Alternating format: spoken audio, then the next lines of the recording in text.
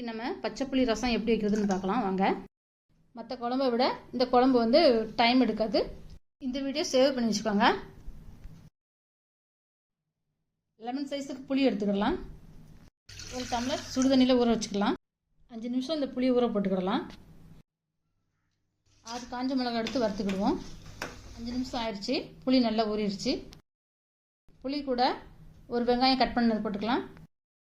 வறுத்த 6 காஞ்ச மிளகாய் போட்டுக்கிடலாம். பச்சை மிளகா பொடிசாக கட் பண்ணது போட்டுக்கலாம்.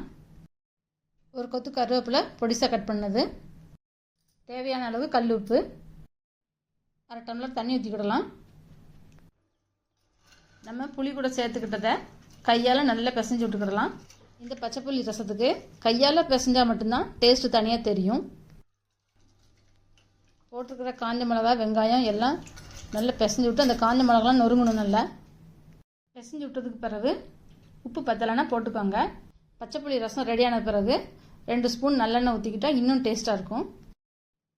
பச்சை புளி ரசம் சாப்பிட்றதுக்கு ரெடி ஆயிடுச்சு. சூடான சாதத்தோட பச்சை புளி ரசமும் முட்டை ஆம்லேட்டும் கீரை பொரியலோடு சேர்த்து சாப்பிட்டா நல்லாயிருக்கும். இந்த வீடியோ பிடிச்சிருந்தா லைக் பண்ணுங்கள், ஷேர் பண்ணுங்கள், கமெண்ட் பண்ணுங்கள்.